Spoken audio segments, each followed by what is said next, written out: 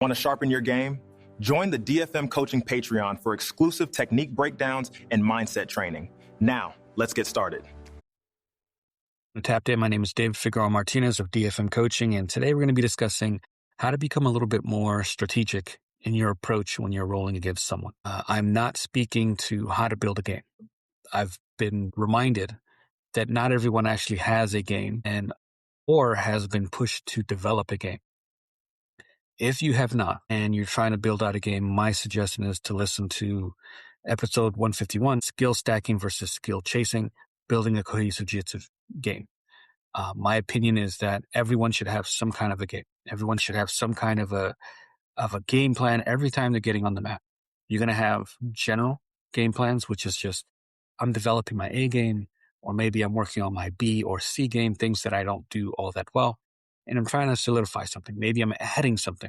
Maybe I'm building on timing. Those are your prerogative on how you want to attack that. But everyone should have a game. Everyone should be mindful of what they're good at, what they're interested in, what they're pushing for, what they're developing, what they're curating. That should be part of you early on. You should not get to blue or purple and not have, quote unquote, a game. You should be conscious of this game. You should be conscious of what you're putting into it. You should be conscious of how you're developing it, how you're spending time on certain aspects of it. This shouldn't be an alien concept for any of us. And unfortunately, in some gyms, it's an issue. No one's really considering it. No one's telling you that you should be doing things that highlight what you're good at or highlight certain aspects that you're interested in. So many people just kind of come to class and they just roll. They don't think about it. It's a free space. It's a free time. It's recess. That creates a larger learning curve for you because you're not focusing on any one thing. So you become more of a general craftsman almost. So again, if you want to develop a specific game plan or look at how to do that, I would suggest that episode. This is going to be more specific in how I approach developing a game plan specific to a person. This is hard sometimes, specifically when you're new to jiu-jitsu. You don't have enough tools to kind of decide what you're going to do and keep people away from certain sections of the game or territory and how you're going to counter certain things. So it's a little rougher early. It doesn't mean that it can't be done. You can do things that are in general positive for you and negative for the other person. Strategically, sometimes I play an anti-game. That doesn't mean that I shell up and don't do anything. It doesn't mean that I don't play actively. Sometimes when you're watching UFC, MMA in general, you'll see some people who might go up against like a Brazilian Jiu-Jitsu specialist and they employ anti-Jiu-Jitsu. We're not necessarily doing that. That's an element of it in some ways. But what we're doing is being strategic and paying attention to our opponent. Every opponent has a specific skill set, attribute, features, interests, whatever you want to label it, that funnel them naturally into aspects of jiu-jitsu that they get really good at because they have an interest in. If I know someone's great at arm bars from the guard, I'm going to be really mindful of being cautious of where my arms are. I'm going to be cautious of what grips I'm allowing them to get. I'm going to be really ultra conscious about any time they open the guard to climb up and then solidify some kind of an attacking position for the triangle. In some cases, I might employ anti-jiu-jitsu in the sense of I'm going to avoid that position completely. If there is someone who I know closed guard is their shit, the longer you're in that closed guard, the higher their success rate goes because you're going to eventually make a mistake. I avoid closed guard altogether. I will do anything possible to not get stuck in closed guard. So I have I have one guy in specifically, two people actually. There was an old training partner that I had, shorter legs, about my height, maybe a little shorter. And he had an amazing closed guard. Not amazing in the way that he was hitting you with triangles and all this other shit that taller people hit. He just had this unique, impeccable way of keeping his guard closed, and I couldn't open that fucking thing. Could not open it to save the life of me.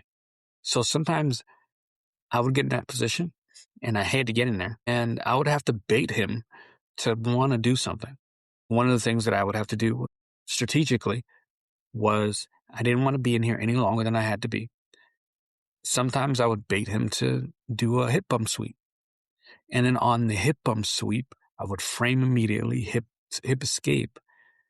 This is if I was actually bumped off or to my back, and then create more of a guard scenario with my knees or knee in between us. Sometimes it was both knees for like butterfly guard. Sometimes it was one knee so I can get to like traditional X or single leg X or any one of those positions. But I had to strategically understand that it was a risk.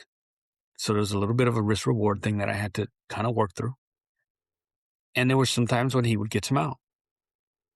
But mount was sort of better than his close guard for me. Best case scenario, he would bump, I would frame, and I would get my guard in, and then it would open up the game for me better than if I was in his close guard.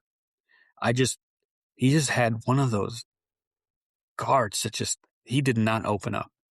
And there were times when I can spend minutes in this position, and it was just like, I'm not getting anywhere. He's not necessarily submitting me, but he's constantly threatening and it's forcing me to have to use too much thought process and too much energy defending. So strategically, I decided that I was going to give him the hip bump. And in the middle of that exchange, I was going to play a guard. Not the greatest thing. Certain people, you don't want to be in guard. Certain people, you definitely don't want to be in mount. So you have to decide which one of these things are going to make sense to you. So one of the things that I started doing even earlier than that was I didn't allow close guard. And I did everything in my power to not allow it. If he was starting to close, I would get a knee in or a shin in. If he was starting to close, I would get both of my arms on the outside and try to issue kind of like a double underpass of some kind. And that changes though. You're going to have someone who is great. Like I have another teammate who's really good at triangles from close guard. I have to understand that if he's getting grips, strategically, I'm behind. I'm already behind. I have to initiate those grips or counter the grips that he's trying to get so that he cannot start pinning an arm to my chest. If you're in close guard and you have one arm out, one more arm in, you're liable to get triangled or omoplata or armbarred for that matter. So you have to be really conscious, especially with the triangle people, to keep both arms in or both arms out. So anytime that this gentleman starts grabbing a wrist, I know I have to defend that early. I cannot allow him to pin that against my chest because now he's going to go over the top with the triangle lockup. There's sometimes when they dive over the top, trying to like shoot the triangle, you can connect your elbow knee and then it creates a frame on the middle. It's not the safest thing and it doesn't always guarantee an escape or the fact that you're going to completely negate the attempt, but it forces them to have to deal with something. These are the things that I'm talking about. Really study your opponents, your teammates. Decide what are the top 2-3 things that they're really trying to do every round. And again, you're going to be at some academies that are very free-spirited. They don't really have a game, but everyone's kind of lean to something. And then you're going to have to start understanding the higher the belt, the more avenues they have to get to that something. So when you put a roadblock, they're going to have an alternate course that they're going to try to issue or go through, and you're going to have to deal with that. So it's not a one stop or one roadblock or one counter ends everything. If they're really good, they're going to know that counter's coming and they're going to counter with a counter. But the first lesson or first thing that I want to keep harping on is start paying attention. What is, like I have a training partner or a student who loves north-south. I can't let him get there. He's gotten to a point where he's really good at applying pressure there. It takes me a while to get out. So then at the start, or at the onset of the match, I know that he's going to stand. When he stands, he's going to try to step around my guard. He doesn't normally step through or go through the guard. He likes to step around it.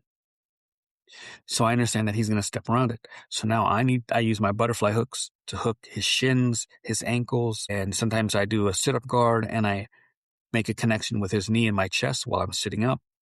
Sometimes I try to grab a sleeve, but before I do anything, it's always hand fighting. I need to ensure that he doesn't get the grips that he wants in order to then start stepping in and around the guard like he normally would like. Hand fighting, first and foremost. It puts me in a better situation. It'll put you in a place where you can be a little more offensive, even if you're on your butt or on your back. And then you can start deciding where do you want to go. But you have to initiate that hand battle. So with him, I try to initiate the hand battle. Sometimes I can get maybe an arm drag, collar drag, maybe that dummy sweep where both your ankles hook behind their both of your feet hook behind their ankles and you can push them back. I like that one a lot. So him, I know early on I have to do that. If he passes, I cannot allow him to go to north-south. I already know how much of a pain in the ass it's going to be. So strategically, I'll bait him to stay into side control. I will fight against the other. If he starts going to north-south, I just start turtling, hopefully. And I can defend the back better than I can defend his north-south. So these are the things that I, as someone who's been training for a while, am constantly weighing. I have a woman who trains. She is great off a turtle. I prefer that she doesn't turtle up because then it becomes a little bit of a problem. And it's harder to get the hooks in. It's harder to off balance her. It's harder to get certain things going. So when she starts to turtle, I try to negate that, or I throw the hooks in the transition. Again, these are strategic ideas that you're going to start having to think about. How do I beat this person? Not just with my A game, not just with the things I do beautifully, but how do I beat this person strategically? What positions do they like to be in, defensively and offensively? What positions do they like to initiate if they're passing? Like there might be a specific pass that they love. I used to train with a guy who had a superior knee cut pass, the best knee cut pass I have ever experienced. He knew how to hit this thing. And my job after a while, because he kept hitting it, was I don't care what else happens in this round. I don't care what he submits me with. I don't care if he wrecks me with something else. I don't care. The one thing I want to stop with this gentleman is the knee cut. So then I got really good at defending the knee cut. He would still pass, but it took him longer. And the thing was, if he passed to the knee cut and he passed to side control, the match at that time was pretty much over. I typically couldn't really escape or mount anything offensively. Sometimes he would make a mistake, which gave me something. But I knew that his side control was so good because he knee cut it all the time, and that's where it landed him, that I couldn't allow him to get to side. So then I got really good at defending the knee cut.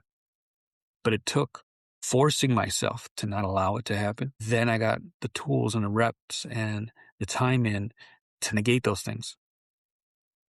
You have to look at every opponent with a different lens. And there's going to be a group of people that are maybe a couple steps under you. If you're, let's say, a purple belt, brown belt, you're going to be able to implement your A game across the board. And it's going to feel different than if maybe this is your peer. Or even if this person is a step below you, you're purple, they're a blue, but they do something very specific, like this gentleman with the knee cut.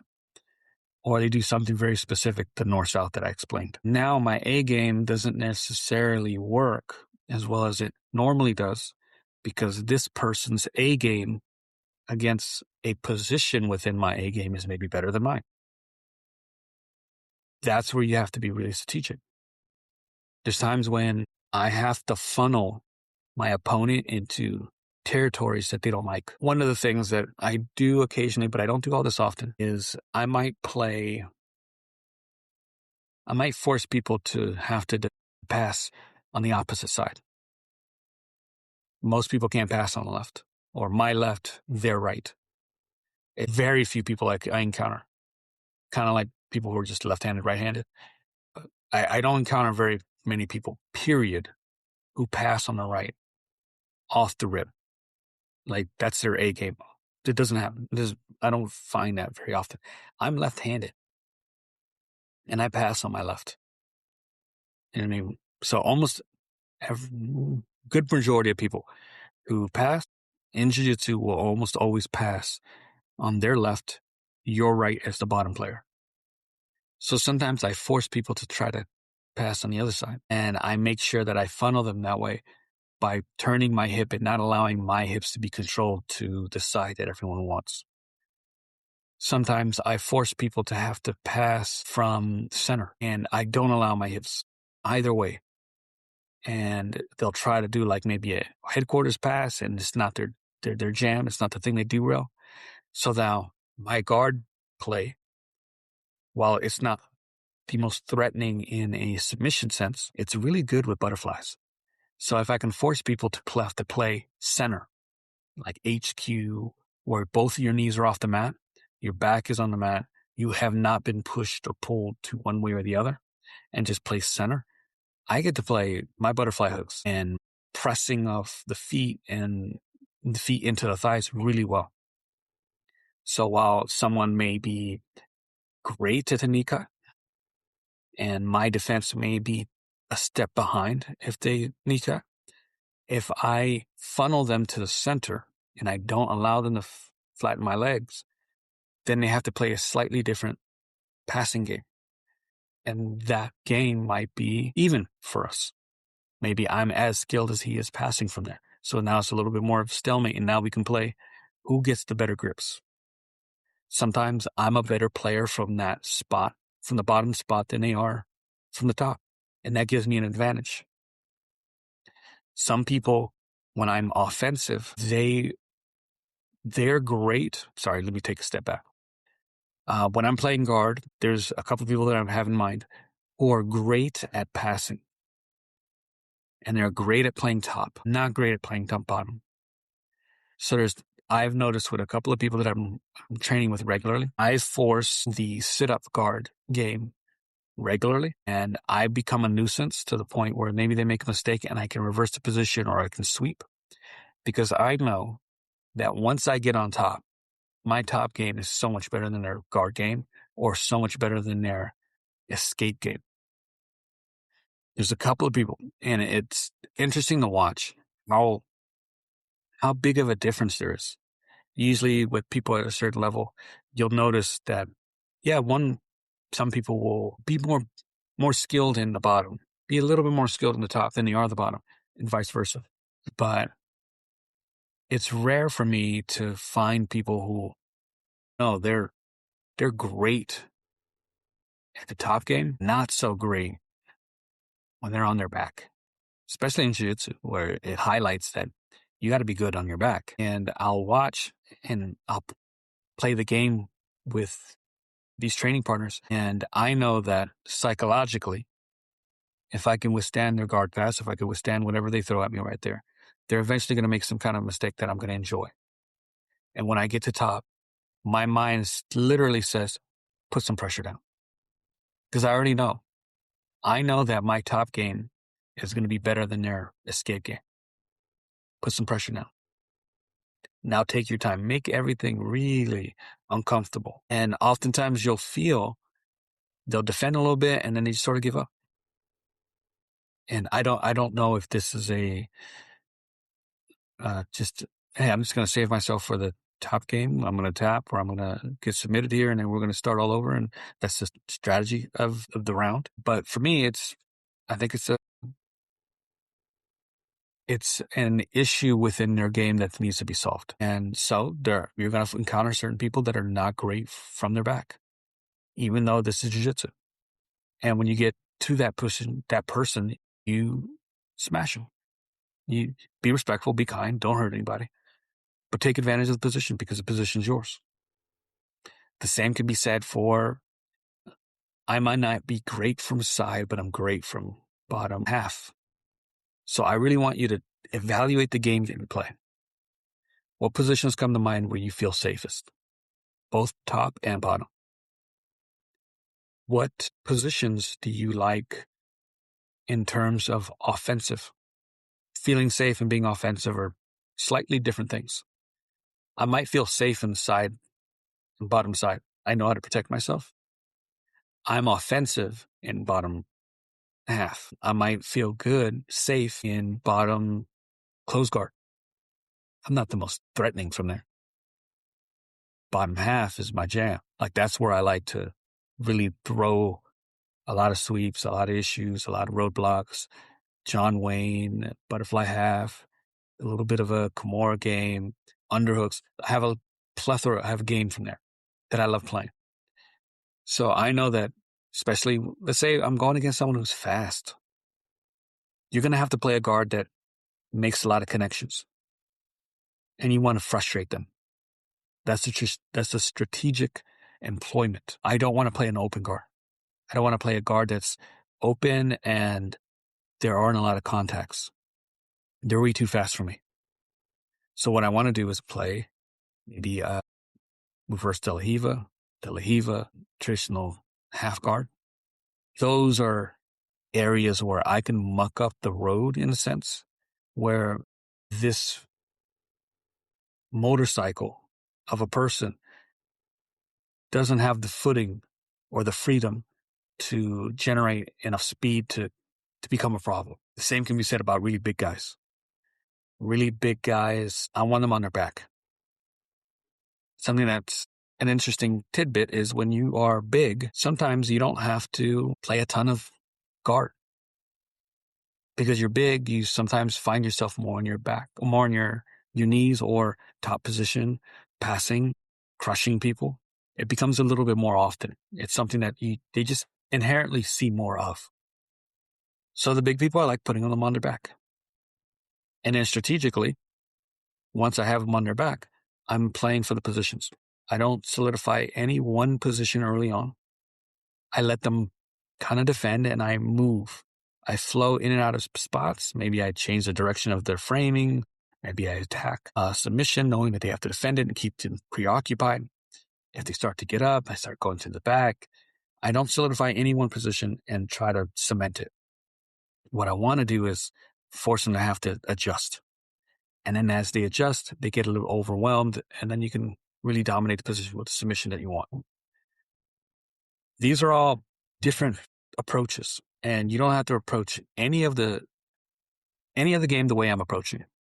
You're going to find tidbits that are specific to your game, your temperament, the things you like, things you don't like, and you're going to have answers for specific practitioners. Like you can name the student, the training partner, like this is what I do with this person. And then you're going to have strategic approaches for body types. You might go against someone that you don't know. You don't know what they do. But more than likely, they do certain things based on their body type. Someone who has long, lanky limbs might really like to play guard. More than likely. And because they like to play guard, they could frame against you in a way that almost feels unnatural because, especially me I'm 5'4", I love pressure passing. I have a teammate who is very lanky and his frames bug the fuck out of me. And I feel like I'm getting closer and I'm still a mile away. So I have to be strategically more patient and more understanding that this is going to take more work. And then sometimes I'll get past the frames. And this is the sweet spot for me as a shorter practitioner because he has to work so much harder to get the frames back. There's so much more distance he has to cover. I'm glued to his chest. Not that ever marks my win or anything, but there's just strategic things that you're going to see based on body type, regardless of whether you know that person or not. So keep that in mind. So your goal for the next week or two, pay attention to your teammates, training partners, whether you're on the sideline watching or you're in the round. Be more conscious of where do they like putting their hands? When they start, where do they sit? Do they stand? Do they like to initiate the grip first? Do they like to counter your grips? What guards do they like to play? In most cases, what are they beating you with? What position that they get to creates the biggest headaches for you? And then from there, we can start building some kind of a counter game plan. But you really have to study these training partners of yours so you understand what you can then do. Sometimes my A game works beautifully. And then some people, they have a better A game than my A game. So then I have to rely on something that maybe they don't do well, but I do slightly better, but it isn't part of my A game. I forgot who I was rolling with the other day. There was something about them that they were doing that was tricky. And then I decided to do something that it's in my junk drawer of sorts. Like, we pick up all these techniques in our junk drawer that we don't really implement all the time. And he was doing something, and I said, you know what? I'm going to try this. I feel like this would fit here. And I can't remember what it was, but I did it. And I was like, okay, cool. It negated the thing that they were doing.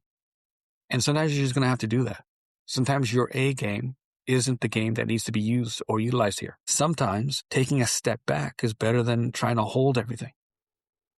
Sometimes utilizing speed against someone who is great for you. Sometimes using pacing is another aspect of this that often doesn't get talked about. You get to set the pace. If they're setting the pace, you're behind. So you get to set the pace. That doesn't mean that you go slow the whole time. It means that sometimes you're going to go slow, sometimes you're going to pick up pace, and sometimes you're going to pick up a pace in a way that you know benefits you. You can do it all day, but it's killing them. And sometimes that pace, that sprint is going to be 10 seconds worth because you transition to one thing to another. And that's all. So I want you to start, just look at everything, the big picture, everything that's found in here. Look at the things that your partners are doing. Look at the things that you do really well. And then start formulating little things. Take away one thing each round. Make one thing a little bit more uncomfortable for them. And then your mind will start to make case studies and game plans for people. And that's really where the jiu-jitsu fun begins. I'm hoping this makes sense. If you want to get maybe a little bit more into this, I would suggest the blueprint on my Patreon. I talk about this, especially after my training sessions. I get into things that I observe, things that I maybe picked up on. And those episodes specifically to Patreon, I do not release them anywhere else. And if you want to get some coaching, maybe you need some feedback, get a video reviewed or something, I am here for that. Until next time, thank you so much.